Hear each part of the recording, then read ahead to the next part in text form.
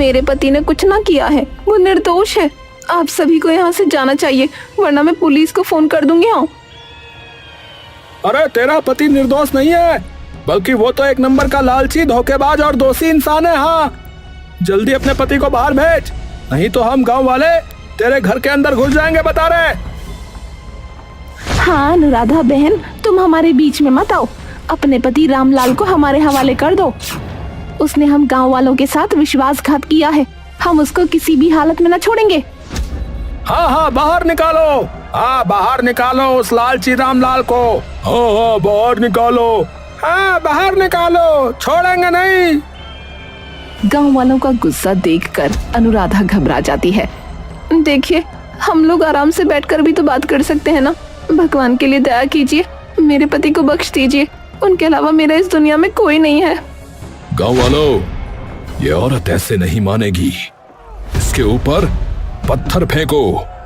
जब ये दर्द से चिल्लाएगी तो इसका पति खुद ही बाहर आ जाएगा।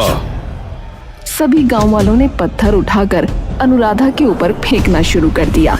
अनुराधा की दर्द भरी आवाज सुनकर रामलाल से रहा नहीं गया और वो बाहर आ गया।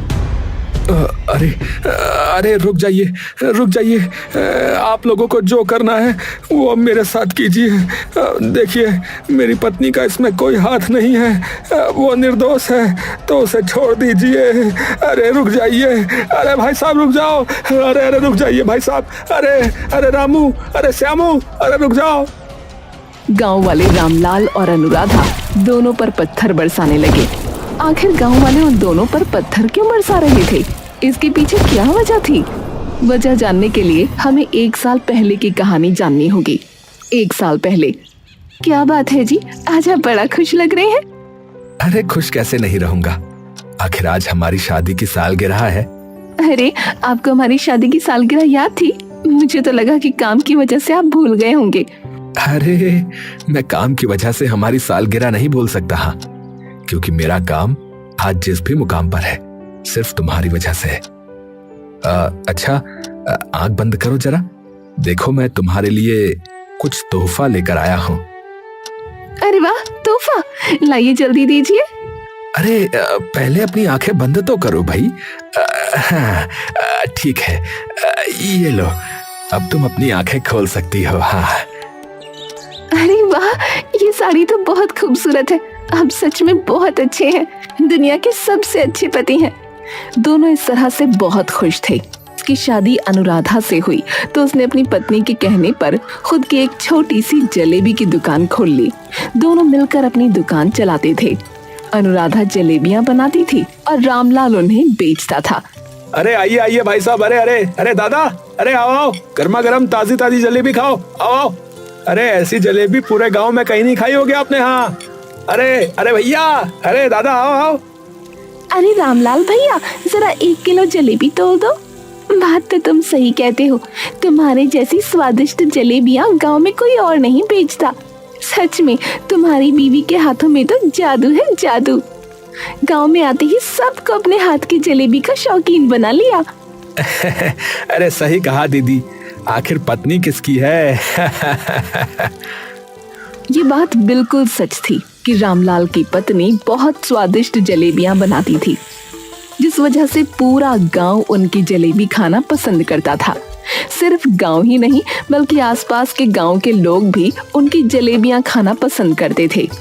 अरे भैया, आपकी जलेबी के चर्चे बहुत सुने, क्या आप हमें 1 पाव जलेबी देंगे क्या? अरे हाँ हाँ, क्यों नहीं भैया, अभी देते हैं। लीजिए, अभी बात देता हूँ आपके जलेबी। अच्छा, वैसे भैया जी, आपको आज से पहले इस गांव में कभी देखा नहीं, इस गांव में नए आए हैं क्या? अरे नहीं नहीं भाई, दरअसल मैं अपने दोस्तों के साथ शहर से यहाँ घूमने आया था, फिर कुछ लोगों से आपकी जलेबी के बारे में सुना, तो इसीलिए बस यहाँ जलेबी लेने आ गया। वैसे आपकी जलेबी देख के मुंह में पानी आ रहा है भाई साहब। अच्छा अच्छा अच्छा, इसका मतलब आप शहर से आए हैं भाई साहब। फिर तो आप हमारे मेहमान हुए। मैं आपको कुछ जलेबियां जो है ना मुफ्त में ही देता हूँ। लीजिए लीजिए, ये ऐसे ही आप ट्राई कीजिए, खा के देखिए कैसी है। जी जी भाई साहब, चखाइए। अरे वाह वाह वाह, इतनी रसीली और इतनी ये करारी करारी और इतनी सौंधी सौंधी गरम। आहा, सच में बहुत मजा आ गया भैया। ठीक है, अब मैं चलता हूँ। अच्छा, ये लीजिए आपके पैसे। रामलाल का स्वभाव उसके धंधे में एक बहुत महत्वपूर्ण भूमिका निभाता था। वो हमेशा अपने ग्राहकों से बहुत तमीज से पेश आता था। यही कारण था कि उसकी तरक्की दिन दोगुनी रात चौगुनी होने लगी, जिसका पूरा श्रेय रामलाल अपनी पत्नी को देता था। तुम जानती हो अनुराधा, इस महीने हमारी बहुत अच्छी कमाई हुई है। तो मैं सोच रहा हूँ कि क्यों ना हम एक घर खरीद लें। ये तो बहुत अच्छा विचार है जी, लेकिन हम घर लेंगे कहाँ? अरे वो अपने मुखिया जी के सामने वाली जमीन जो है ना, वो खाली पड़ी है। अब मैंने उसके मालिक से बात कर ली है, वो हमें अपनी जमीन बेचने को तैयार है, वो भी बहुत सही दाम पर। ये तो बहुत अच्छी बात है, लेकिन मुखिया जी के सामने वाली जमीन ठीक रहेगी क्या? मुखिया जी का मिजाज तो हम सभी को पता है। अरे तो हमें उनसे क्या मतलब होगा। मैंने देखो विचार कर लिया है, मैं वही जमीन लूंगा और जल्द ही वहां पर काम भी शुरू करवा दूंगा। हाँ, लेकिन मैंने सोचा है कि जब तक हमारा मकान बनकर तैयार नहीं हो जाता, तुम ये बात किसी को बताना मत। अच्छा? मैं समझ गई। रामलाल मुखिया के सामने वाली जमीन खरीद तो लेता है और वहाँ पर घर बनवाना शुरू कर देता है, लेकिन गांव में अभी किसी को नहीं पता था कि वो घर रामलाल बनवा रहा है। एक दिन, अरे मुखिया जी, आपके घर के सामने इतना आलीशान घर कौन बनवा रहा है? क्या सामने वाली जमीन भी आप ही ने तो नहीं खरीद ली? अरे हरिया काका, यही तो मैं भी पता लगाने में लगा हूँ कि आखिर ये जमीन खरीदी किसने है। किसके अंदर इतनी हिम्मत आ गई जो मेरे ही घर के सामने मुझसे ज्यादा आलीशान घर बनवा रहा है। अगर पता लग जाए तो अच्छी खटिया खड़ी करूंगा उसकी। कुछ समय बाद रामलाल का घर बनकर तैयार हो जाता है। गृह प्रवेश वाले दिन पूरे गांव को पता चलता है कि वो घर रामलाल का है। क्या बात है अनुराधा, तुमने तो चोरी छुपे पूरा घर बनवा लिया, किसी को कानो कान खबर तक ना लगने दी। ऐसी बात नहीं है भाभी जी, वो दरअसल घर बनवाने में कोई अड़चन ना आए, इसलिए मैंने और मेरे पति ने गांव वालों से ये बात छुपाई थी। मुखिया को जब इस बात का पता लगता है तो वो आग बबूला हो जाता है। उस दो कौड़ी के रामलाल की इतनी हिम्मत कि उसने मेरे घर के सामने अपना एक आलीशान घर बनवा लिया। मुखिया जी, उसका घर तो सच में बहुत आलीशान है। उसके घर के आगे बुरा मत मानिएगा मालिक, अब आपका घर तो कुछ भी नहीं लगता है। शायद वो आपसे ज्यादा अमीर हो गया है मालिक। हैं? क्या कहा तूने? जलेबी वाले की तुलना तू मुझसे करता है? चाहे वो कितना भी बड़ा घर बनवा ले, रहेगा तो वो दो कौड़ी का जलेबी वाला ही ना। माफ करना मुखिया जी, छोटा मुंह बड़ी बात हो गई, लेकिन वो जलेबी वाला अब आपसे कहीं ज्यादा मशहूर और अमीर भी हो गया है मालिक। कुछ दिन, सिर्फ कुछ ही दिनों में मैंने उसे फिर से फकीर ना बना दिया ना, तो मैं भी मुखिया नहीं। चलिए जी, सब कुछ अच्छे से निपट गया। आपने मुखिया जी के यहाँ न्योता नहीं भिजवाया था क्या? कोई आया नहीं उनके यहाँ से? अरे पता नहीं क्यों नहीं आए। तुम ऐसा करो, तुम थोड़ी मिठाइयाँ पैक कर दो, मैं उन्हें घर देकर आता हूँ।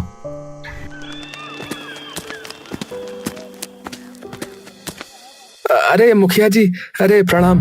अरे आप मेरे गृह प्रवेश में नहीं आए, मैंने सोचा कुछ व्यस्त होंगे जरा, तो इसीलिए मैं ही आपके घर मिठाइयाँ पहुँचाने आ गया। ये तो तुमने बहुत अच्छा किया रामलाल। आखिर अब हम पड़ोसी जो हैं, हमारा व्यवहार आपस में अच्छा होना चाहिए। रामलाल के जाने के बाद तुम्हारी ये खुशी ज्यादा दिन टिकने वाली नहीं है रामलाल। तुम्हें ऐसा मजा चखाऊंगा, ऐसा मजा चखाऊंगा कि तुमने सोचा भी नहीं होगा। मुखिया मन ही मन रामलाल से बदला लेने की सोच लेता है। वो अपने नौकर को रामलाल की दुकान पर भेजता है।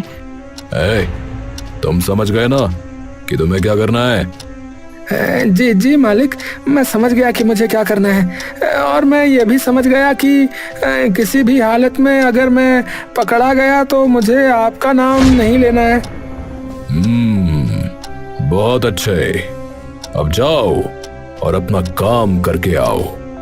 तुम्हें लगातार 1 हफ्ते तक ऐसा करना होगा, और उसके बाद मैं तुम्हें मुंह मांगी कीमत दूंगा, और फिर तुम पैसे लेकर ये गांव छोड़ कर चले जाना, समझे? जैसा आप ठीक समझे मालिक, ठीक है।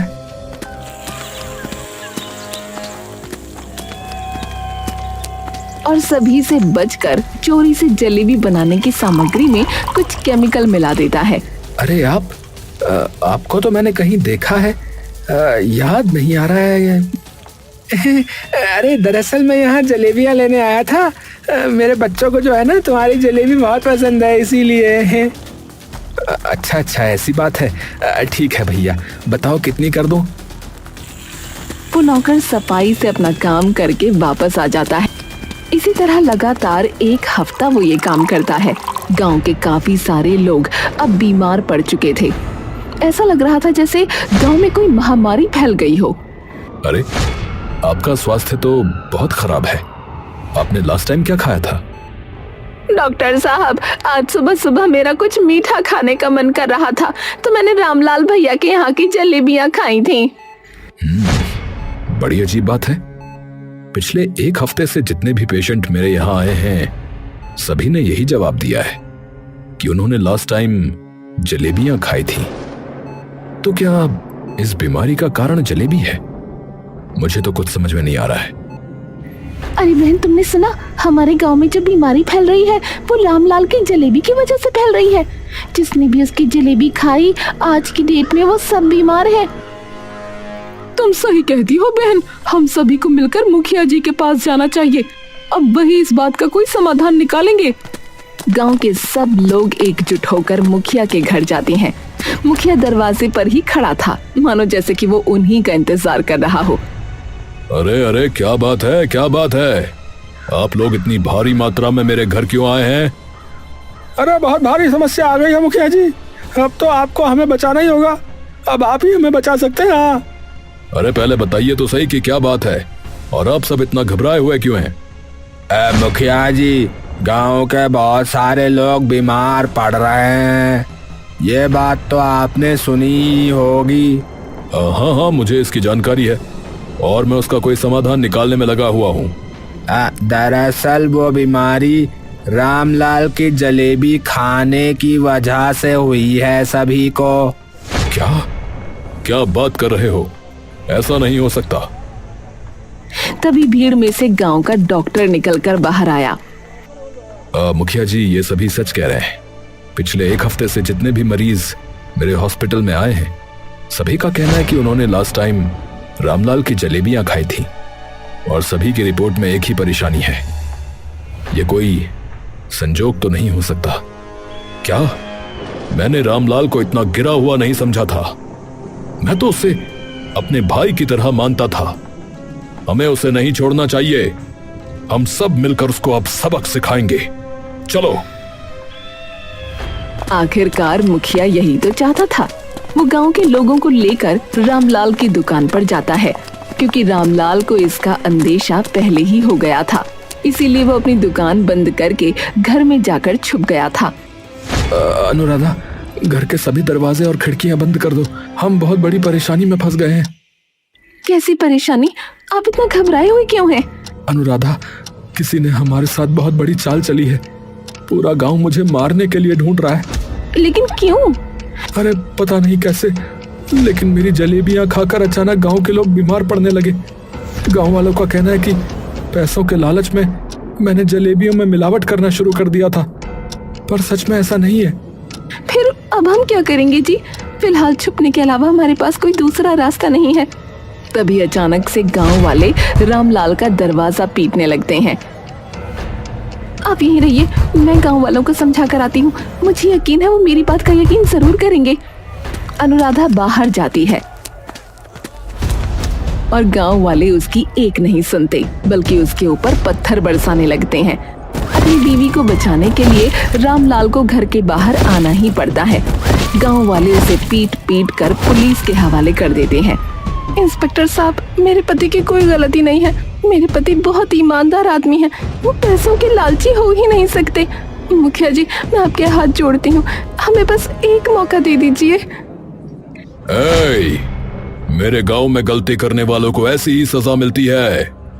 अगर तुझे अपनी जान प्यारी है तो इस गांव से निकल जा, वरना तेरे साथ तेरे पति से भी ज्यादा बुरा होगा, समझी? रामलाल को इंस्पेक्टर जेल में ले जाता है। दूसरी तरफ अनुराधा को गांव से निकाल दिया जाता है। वाह मुखिया जी वाह, आपका तो कोई जवाब ही नहीं है। वैसे अगर मेरे पैसे मुझे मिल जाते मुखिया जी तो अच्छा होता, फिर मैं चला जाता। क्या कहा तूने? इस छोटे से काम के लिए तुझे अब पैसे चाहिए हैं? लेकिन मालिक, आपने ही तो कहा था कि आप मुझे ढेर सारे पैसे देंगे। अरे तो तूने क्या मेरी बातों को सच मान लिया क्या? हैं? अरे भाई अतरंगी और बजरंगी, अरे जरा इसकी सेवा तो करो थोड़ी। मुखिया अपने आदमियों से कहकर उस नौकर की बहुत पिटाई करवाता है। इसको इतना मारो कि ये किसी को कुछ बोलने लायक ना बचे, समझे? पैसे चाहिए। किसी तरह जान बचाकर वो नौकर गांव से बाहर भाग जाता है। गांव के बाहर उसकी मुलाकात अनुराधा से होती है। अरे आप ठीक तो है ना? आपकी इतनी बुरी हालत किसने की? जरा ठहरिए भैया, मैं आपके घावों को साफ कर देती हूँ, वरना इनमें इन्फेक्शन हो जाएगा।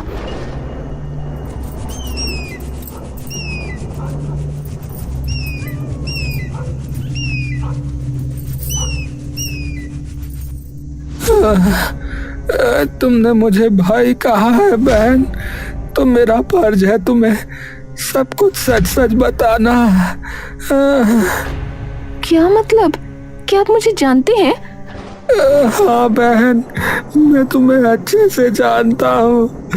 आज तुम्हारी ये हालत मेरी ही वजह से है। भगवान के लिए क्या आप मेरी मदद करेंगे? आपकी मदद से मैं अपने पति को जेल से रिहा करवा सकती हूँ और उस मुखिया को इसकी सजा भी दिलवाना चाहती हूँ। भगवान के लिए मेरी मदद कीजिए। मैं तुम्हारी मदद जरूर करूंगा बहन। मेरी गलती सुधारने का इसके बाद मुझे दोबारा मौका नहीं मिलेगा। अरे तो फिर से आ गया हैं? लगता है तुझे अपनी जान प्यारी नहीं है। मैं यहाँ अपनी गलती सुधारने आया हूँ मुखिया। हाँ, मैं तुझे कहीं का नहीं छोड़ूंगा। तूने किसी का घर उजाड़ा है, समझे? क्या कहा? कहीं का नहीं छोड़ूंगा? अरे देखो तो जरा, कौन बोल रहा है, जिसने खुद मेरे कहने पर रामलाल की जलेबियों के सामान में जाकर केमिकल मिलाया था, वो बोल रहा है। हाँ मिलाया था, लेकिन आपने पूरी चाल चली जिससे रामलाल गुनहगार साबित हो सके और वो अपना आलीशान घर छोड़कर चला जाए ताकि आप इस घर पर कब्जा कर सको, इसीलिए मिलाया था। हाँ सही कहा, क्योंकि इस गांव में मुझसे ज्यादा अमीर कोई नहीं हो सकता, समझा? अगर गांव के लोग पैसे वाले होने लगेंगे तो इस गांव पर मेरा राज कैसे चलेगा रे? इस गांव का सिर्फ एक ही मुखिया था और वो मैं हूं, और हमेशा मैं ही इस गांव का मुखिया रहूंगा, समझा? मुखिया की ये सारी बातें अनुराधा अपने मोबाइल में रिकॉर्ड कर रही थी। वो ये रिकॉर्डिंग सभी गांव वालों को और इंस्पेक्टर साहब को सुनाती है। कि मुखिया इतना हरामी इंसान निकलेगा, हमने तो सोचा भी नहीं था। इतना ही नहीं, ये हम गांव वालों को अपना गुलाम समझता है और धोखे से हमारी जमीन और घर हड़पना चाहता है। इंस्पेक्टर साहब, रामलाल बेगुनाह है, उसको छोड़कर इस मुखिया को जेल में डालिए। हाँ हाँ, मुखिया को धरिए। हाँ हाँ, मुखिया को पकड़िए मालिक। इंस्पेक्टर रामलाल को रिहा कर देता है।